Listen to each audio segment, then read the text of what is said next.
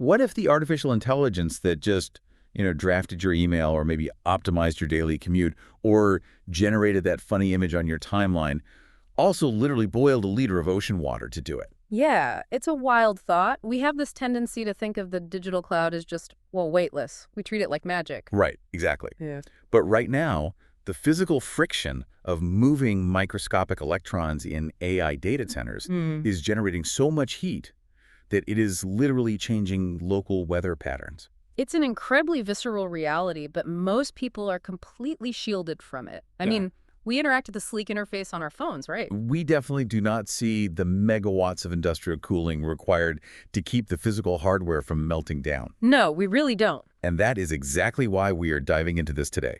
To you, the curious learner listening right now, the paradigm shift we are about to explore is arguably the most significant hardware revelation since, well, the invention of the microchip itself. It really is. We are looking at a document by Professor Dr. Guy Lakeman. It's titled, AI Said, Let There Be Light. And the title is not a metaphor. No, it's very literal. The source material outlines this transition from traditional electron-based computing, so the silicon chips we've used for decades, to photonics, so computing with actual physical light. And to understand why this matters to you, we have to look at the physical and environmental wall that our current AI tools are hitting. Yeah, it's a massive wall. We are going to unpack how light-based processing solves this existential bottleneck. We will explore the mind-bending physics making it possible. Which gets pretty crazy. It really does. And we'll also examine the intense geopolitical and cultural narratives the author weaves around this technological race, because he views this as much more than just a hardware upgrade. Okay, let's unpack this. Yep. Because Professor Dr. Lakeman does not ease into his thesis at all. Oh, not even a little bit. He uses what I can only describe as an apocalyptic framing of our current AI infrastructure. Like, he describes the North Atlantic as suffering from overheated, polluted darkness. It's an incredibly stark image. It is. But the core issue he is pointing to is rooted in the fundamental physics of the silicon devices that literally run our world. Precisely. To grasp the severity of the problem, we really have to look at the mechanics of a traditional computer. Okay, lay it out for us. Well, when an AI processes data, it's executing billions of calculations, right? Right. In a standard silicon chip, those calculations happen by forcing electrons through microscopic pathways, through billions of tiny transistors. And here is the fatal flaw in that design electrons have mass.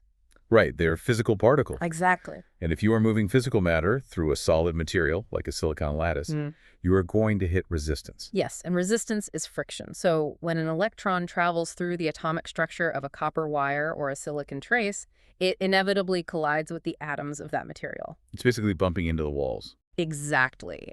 Every single collision scatters the electron slightly and releases a tiny amount of kinetic energy as heat. Which doesn't sound like much on its own. No, but now multiply that tiny amount of heat by the trillions of operations happening every single second in an advanced AI processor. Wow. Which brings us to the staggering numbers in the text. Lakeman points out that advanced AI devices today generate about 1,000 watts of heat per chip. Yeah, it's massive. Think about that. A standard microwave oven runs at 1,000 watts. We are talking about packing that much thermal energy into a piece of silicon the size of a postage stamp. And you have to remember, that is just one single chip. Right. A standard intelligence warehouse, the modern data centers built specifically to train large language models, they multiply this by at least 1,000 chips. And often tens of thousands. That's just a ridiculous amount of power. So just using a baseline of 1,000 chips, you require 1 megawatt of power merely to operate the hardware. It's like building a giant, incredibly inefficient space heater that just happens to also do math. That is a perfect analogy. But it doesn't stop there, does it? Right, because you can't just let a megawatt of heat sit in the server rack. No, if you did, the silicon would literally turn to slag. It would melt.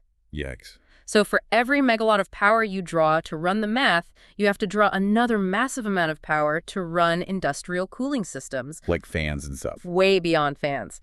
We're talking about massive water pumps, liquid cooling loops, and warehouse-sized air conditioners. Oh, wow. And their sole job is to capture that friction-induced heat and just pump it into the surrounding atmosphere. So if we know the physics of electrons inherently create this heat friction, How do we let AI scale to a point where the text explicitly warns that the heat exhaust from these hothouse warehouses is actively disturbing local weather patterns? It's a fair question. I mean, why haven't we fixed this before it started altering the microclimates of actual cities?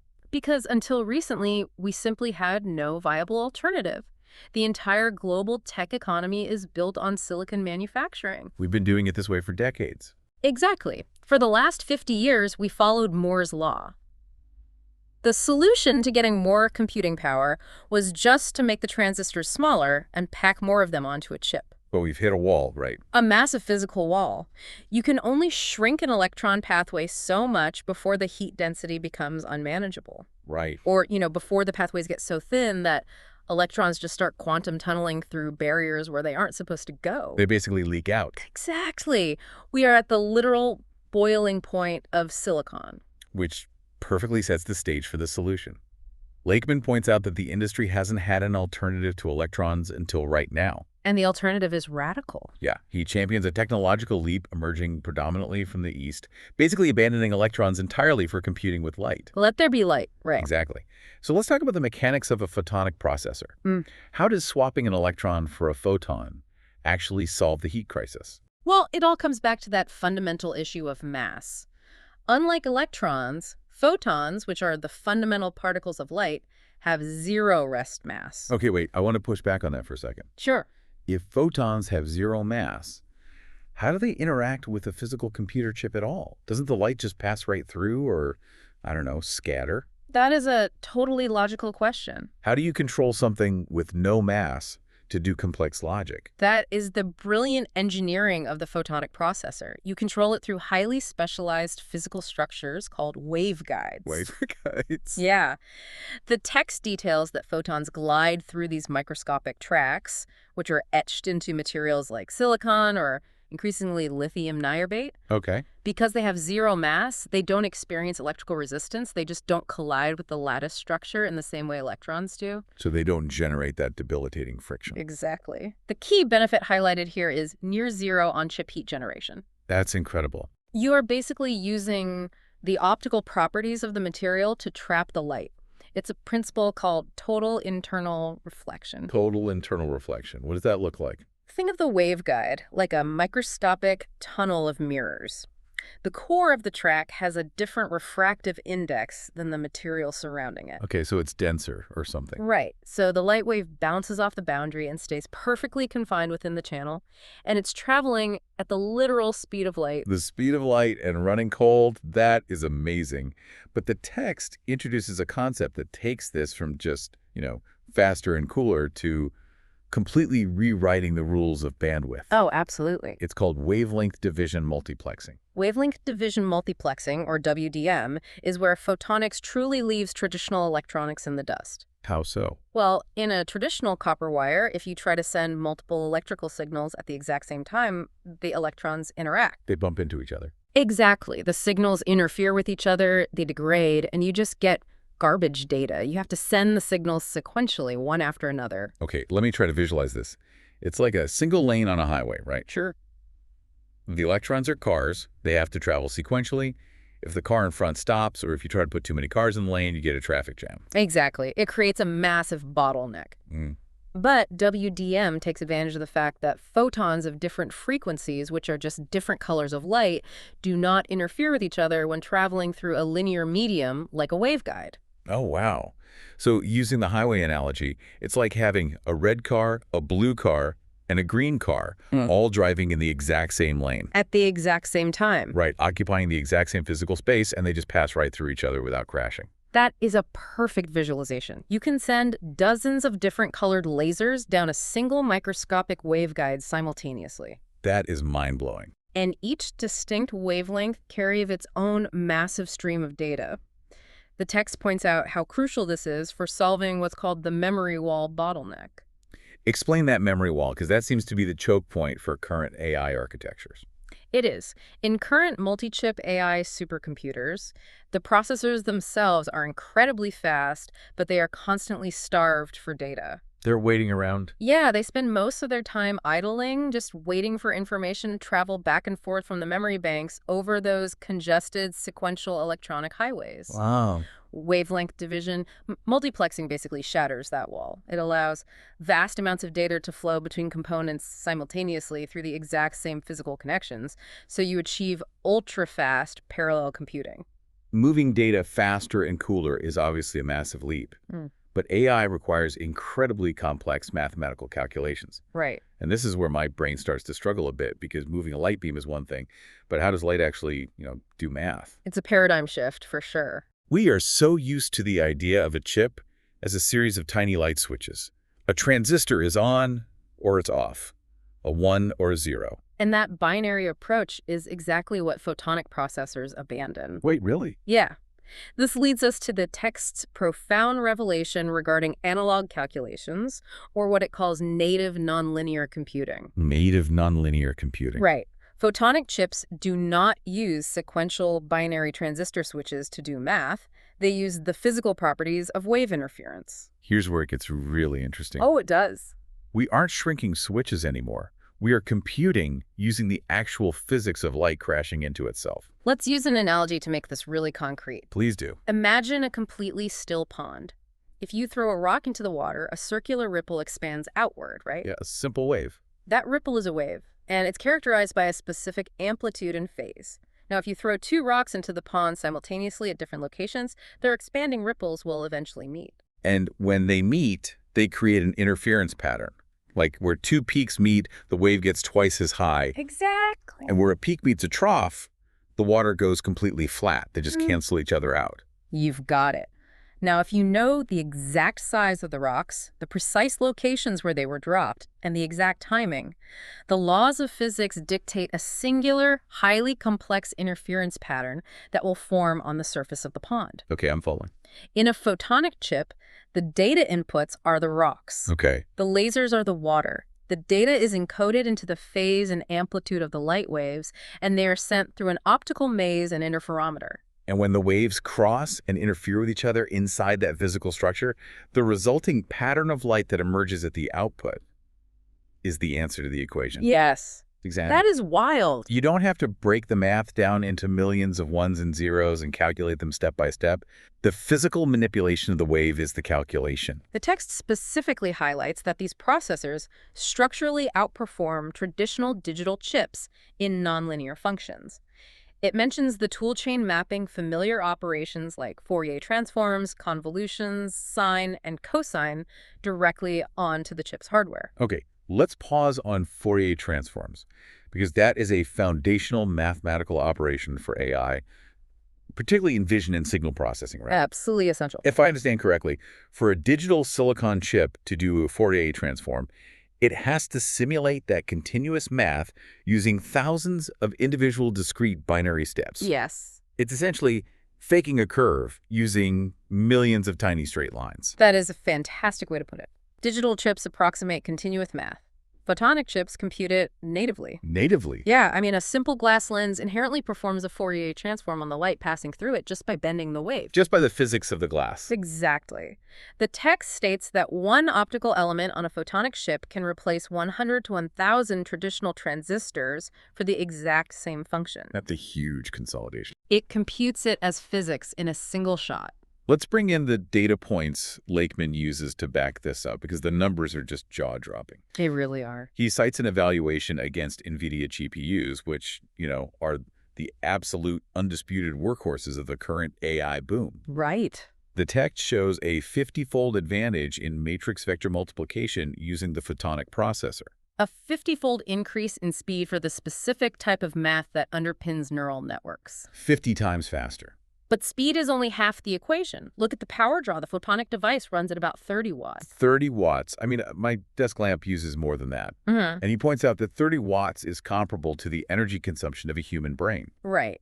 Meanwhile, the NVIDIA accelerators they evaluated draw anywhere from 700 to 1,000 watts for a single unit. It's just no contest. So you are getting 50 times the performance for less than 5% of the power. That's insane. But the efficiency goes even deeper than just power consumption. It actually changes how the AI learns. Yeah, this was the detail that really stuck with me. The text mentions a demonstration of a first-generation photonic processor running at just 200 megahertz. Which, I should point out, is incredibly slow by modern standards. Right. Your average smartphone processor runs at over 2,000 megahertz. Exactly. But this 200 megahertz optical chip didn't just compete.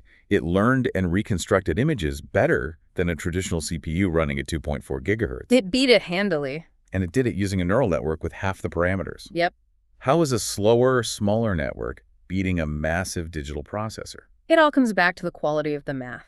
Because the mathematical operations are being executed natively in hardware as continuous analog waves, there is no loss of precision from converting the data into digital approximations. Oh, I see. The AI models don't need millions of extra parameters just to correct for the rounding errors of binary logic.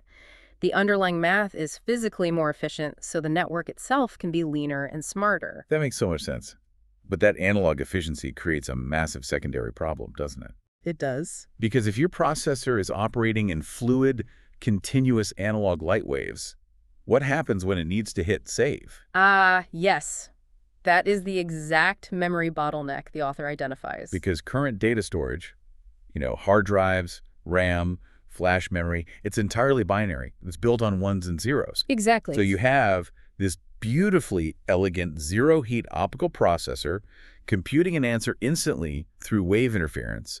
But to store that answer, it has to slam on the brakes, convert that rich analog wave into millions of discrete electrical ones and zeros, and force them through a copper wire. You lose the speed and energy advantage instantly. It completely defeats the purpose. Precisely.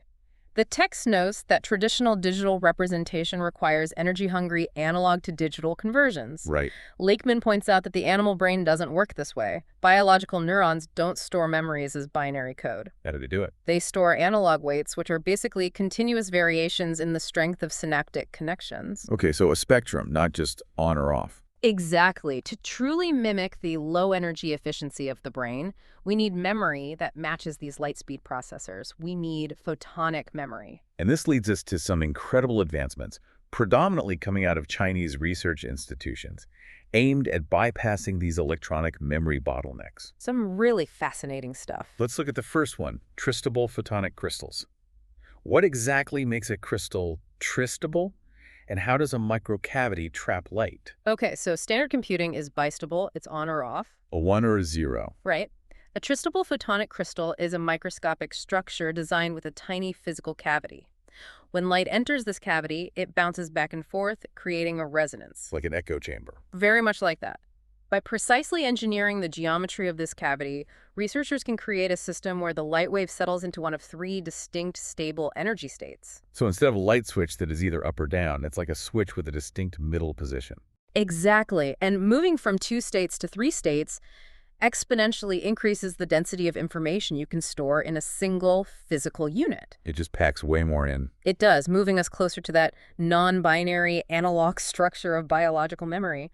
But the text goes even further into the realm of science fiction with something called multidimensional holographic data storage. Oh man, this research from Fujian Normal University blew my mind. It's wild. They aren't just flashing a laser on a disk, they are recording overlapping patterns using 3 distinct dimensions of light, amplitude, phase, and polarization. Right. Can you break those 3 dimensions down for us? Because it sounds complicated. Absolutely. Amplitude is simply the intensity of the light, how bright or dim the wave is. Okay, easy enough. Phase is the position of the wave cycle at a specific moment, where its peaks and troughs align relative to another wave.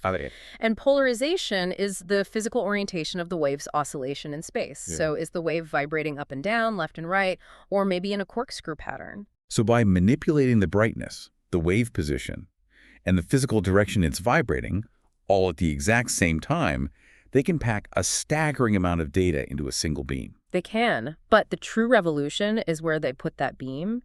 The text notes, they embed these overlapping patterns throughout the physical volume of a material. Volumetric density. Yes. This is a massive shift from how we currently think about data storage. I mean, right now, a hard drive or a silicon memory chip is basically flat. It's a 2D surface. It's like a parking lot for ones and zeros.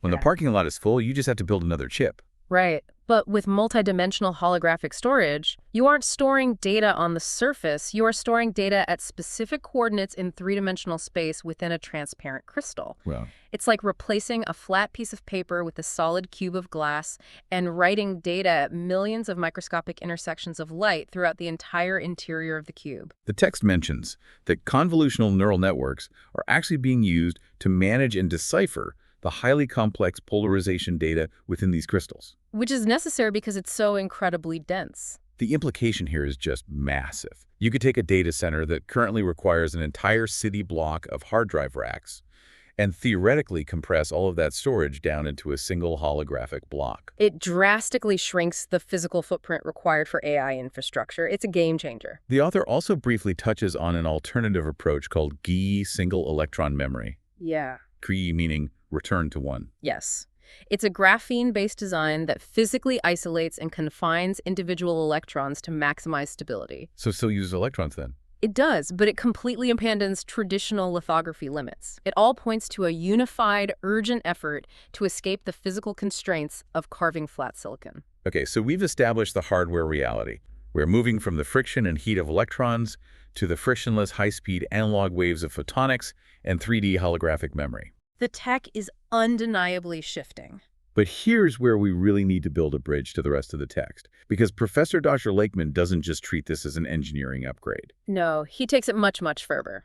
He views this physical transition from rigid binary to fluid analog as a reflection of human cognition itself. And this is where we transition into the linguistic, cultural, and geopolitical theories presented in the source material. Yes, and I want to explicitly state for you, our listener, right now we are strictly and neutrally reporting the author's views as they are laid out in the text. Very important point.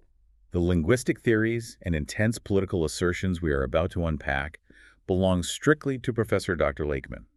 We are not endorsing them, but exploring them is vital to understanding the full context of his thesis and why he believes this hardware race is already decided. That's a crucial distinction to make. Lakeman argues that the continuous pattern-based physics of these new photonic chips perfectly align with the continuous pattern-based method of human thought. And he traces this back to the development of written language itself. Specifically, he makes a fascinating, if highly opinionated, link between how large language models manage attention layers and how human intelligence developed through writing systems in the Yellow River area around 7000 BCE. Right. Lakeman asserts that Chinese characters are fundamentally different from Western alphabets. How so? Well, a Chinese character is a two-dimensional set of features that establishes meaning directly within its visual structure. So it's not phonetic. Exactly. It doesn't rely on sounding out syllables in a sequence. It relies on instant visual pattern recognition.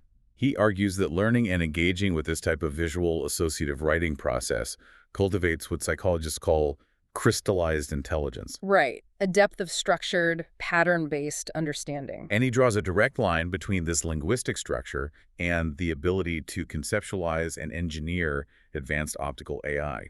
Because think about what a photonic chip is doing. It is instantly resolving complex patterns of light, rather than calculating linear sequences. I have to push back on this, though, because it feels like a massive leap of logic. It's certainly a bold claim. I mean, is the author literally suggesting that because the Chinese writing system is visual and pattern-based, it inherently wires the brain to be better at developing advanced, non-linear hardware like photonics? He is strongly suggesting exactly that correlation, and he heightens this argument by aggressively critiquing the Roman alphabet. Yeah, he really goes after it. The text claims that English and Roman characters assemble meaning through clumsy synonyms and antonyms, relying on conflicting syntax and massive thesauruses to just approximate a thought. He calls it lexical configurations establishing many ambiguities. Which is quite a phrase. Right. Essentially, he's saying that building thoughts using a linear string of phonetic letters, kind of like writing computer code with ones and zeros, is inherently less efficient and more prone to error than using a holistic 2D character that conveys meaning instantly. Like a single-wave interference pattern solving an equation. It is a profound, if controversial, synthesis of linguistics and computer science. And he uses this linguistic divide as the foundation for an incredibly charged geopolitical worldview. The text really does not mince words here. Lakeman frames the Far East as the source of salvation and productivity in the face of the AI energy crisis. Yes. And he contrasts this by painting an exceptionally dark picture of what he calls the North Atlantic and Mediterranean zones. The contrast he draws is incredibly stark. He characterizes Western nations as being fundamentally rigid. Rigid in what way? He claims they have been ruled by sole dictators and tyrants with fake democracies since the times of the pharaohs. Which is a wildly broad historical brush to paint with in a paper about microchips. To say the least. But he goes even further. He claims the West has an embedded, individualist-driven conservative resistance to changing behavior. And he links this resistance directly to the Dead Sea Scrolls. I mean, he is genuinely arguing that Western theological and historical roots make the culture biologically and socially resistant to the fluid non-binary paradigm of photonics. It highlights the almost mythic scope of his argument. He sees the West as trapped in a binary, linear mode of existence. While elevating other systems. Exactly. Wow, Conversely, he praises the BRICS nations, so Brazil, Russia, India, China, and South Africa. He points out they represent over 50% of the global population with over 4 billion users. That's right.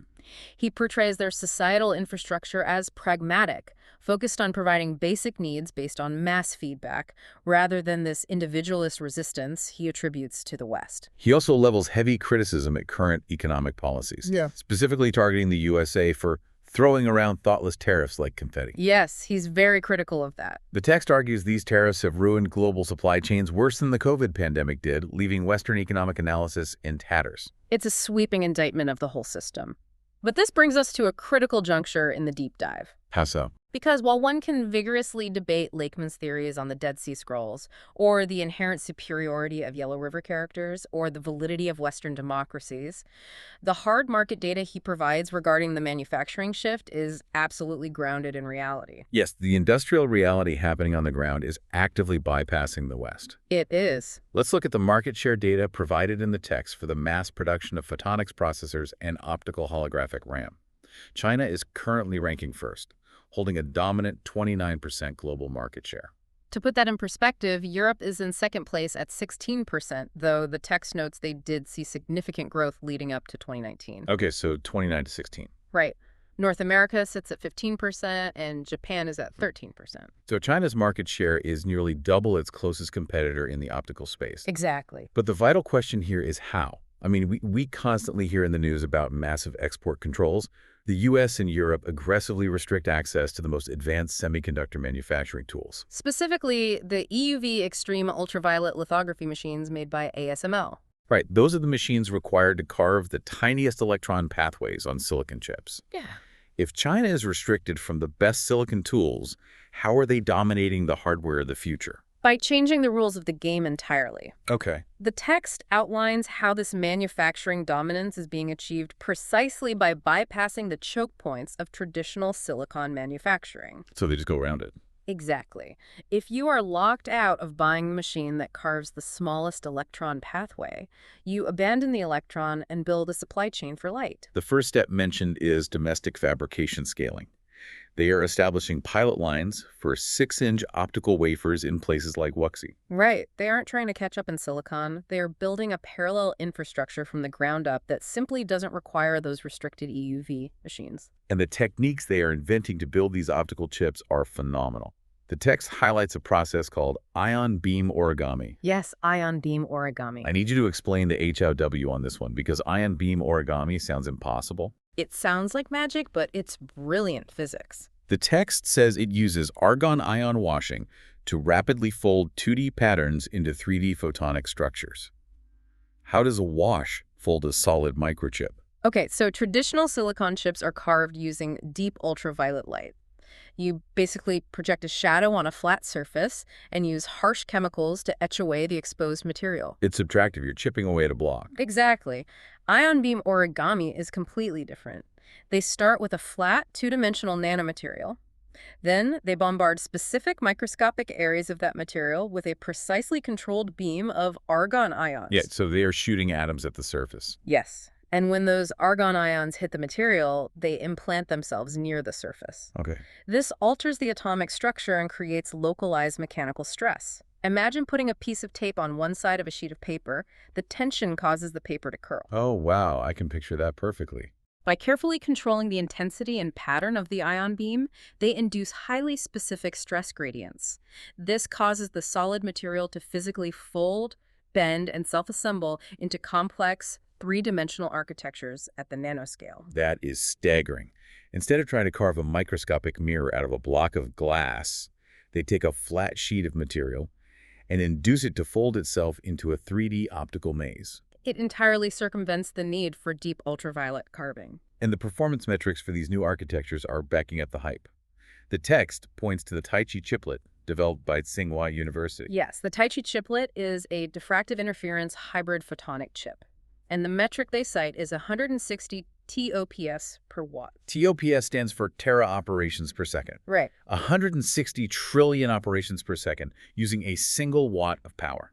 It's mind-boggling. It's almost difficult to comprehend that level of efficiency, especially when targeted at complex artificial general intelligence workloads. But there is another breakthrough mention that I find even more fundamental. What's that? It's called all-optical learning from Xidian University. Okay. This is where we completely sever the reliance on electrons. In early photonic chips, the light would do the heavy math, but to actually update the AI model to apply an activation function and actually learn the signal had to be converted back to electricity. Oh, so they still needed a little bit of silicon logic. Exactly. But Xidian University's work demonstrates executing linear and nonlinear operations completely within the optical domain. The text mentions they do this using specialized saturable absorbers. What is a saturable absorber, and how does it act like a digital switch without using electricity? Okay, so in an AI neural network, you need a nonlinear activation function. It's basically the decision point. Right. It says, if the signal is weak, ignore it. If the signal is strong, fire and pass it along. You can't do this with just normal glass or waveguides because linear optical elements just pass all the light through equally. Okay, so how did the absorber work? A saturable absorber is a unique material whose light absorption decreases as the light intensity increases. Wait, so if a weak light beam hits it, the material absorbs it. The signal just dies. Exactly. It blocks the weak signal. But if a strong, intense light beam hits it, the material's electrons get saturated. They fill up. Right, they can't absorb any more energy, so it suddenly becomes completely transparent and lets the rest of the light burst through. Wow. So it acts as an optical threshold. Exactly. It mimics the firing of a biological neuron completely passively, purely in the optical domain, without ever converting to an electrical signal. The data never leaves the light. Bummer. The text points out that this isn't just lab theory either. There is a massive commercial pipeline being built right now. It highlights TGIPX China's Chip Hub for Integrated Photonics Explorer and their development of thin-film lithium niobate photonic chips, or TFLN chips. Lithium niobate is highly prized in photonics because it has an incredible electro-optic coefficient. Meaning it's really good for this. Yes, meaning it's highly responsive to manipulating light waves. And while you can still go online to Alibaba and buy standard, traditional electronic microcontrollers by the thousands for cheap consumer goods, he also makes it abundantly clear that the true revolution is happening on these wafer-scale production lines in Shanghai and Wuxi. Absolutely. They are churning out these TFLN optical chips specifically targeted for aerospace, finance, and advanced data centers. The West is currently locked in a desperate battle to monopolize the supply chain of traditional silicon, while the East is rapidly commercializing the material science that makes silicon completely obsolete. So what does this all mean for you? That's the big question. We've covered a tremendous amount of ground today. We've gone from the microscopic physics of argon ions forming nanomaterials to the volumetric storage capacity of holographic crystals, right up to the geopolitical implications of ancient written languages. It's a lot to take in. Why does this single academic paper demand this level of attention? Because it forces us to confront the physical limits of our digital world. I mean, we started with the environmental reality of 1,000 watts of heat per chip, megawatts of cooling, and weather patterns disrupted by the sheer friction of electrons trying to force an ocean of data through an atomic bottleneck. We are quite literally burning the planet to fuel our AI software. We really are, and we explore the elegant zero-heat alternative computing with the physics of light. We saw how photons gliding through total internal reflection and waveguides just eliminate friction. Right. We broke down how wavelength division multiplexing allows massive streams of data to travel simultaneously in the same space, completely shattering the memory wall. And most importantly, we saw how wave interference patterns replace the sequential binary calculations of digital chips. They do the complex analog math of AI natively, instantly, and at a fraction of the power cost. We then looked at how that analog continuous math necessitates a complete redesign of memory storage. Right, moving from flat binary hard drives to tristable microcavities. And multidimensional holographic crystals that store data, volumetrically adjusting amplitude, phase, and polarization to mimic the highly efficient analog weight storage of the human brain. And through it all, we navigated Professor Dr. Lakeman's intense, provocative cultural lens. Which was certainly a ride. We unpacked his highly charged thesis that the West's reliance on binary logic and phonetic linear alphabets has created a rigid, mathematically inefficient culture resistant to change. And we juxtapose that against his view that the continuous associative pattern recognition of Eastern linguistics naturally paved the way for dominance in analog optical engineering. Backed by aggressive supply chain pivots like ion beam origami and all optical learning structures. Lakeman concludes his paper with a really powerful framing of AI history. He points out that the true pioneers of artificial intelligence figures like Geoffrey Hinton and Fei-Fei Li have spent decades bumping up against the physical limitations of hardware. Right, their theoretical architectures have always been constrained by the power hunger and binary rigidity of electron-based processing. Exactly. But he argues that the fog of those silicon limitations is finally lifting. He asserts that photonic processing has overcome those physical barriers, opening what he vividly describes as a new light-illuminated causeway to an unlimited cyber-intelligence future. An unlimited cyber intelligence future. That's a powerful phrase. It forces us to entirely reevaluate what a computer even is. I mean, we've spent our entire lives conceptualizing technology as binary. Right. The light switch is on, or it is off. The date is a 1 or a 0. It's rigid. It's categorical. But the bleeding edge of hardware is proving that the future isn't a digital switch. It's an analog wave. It's a continuous spectrum of light manipulating phase and polarization in 3 physical dimensions. It's technology that doesn't just calculate.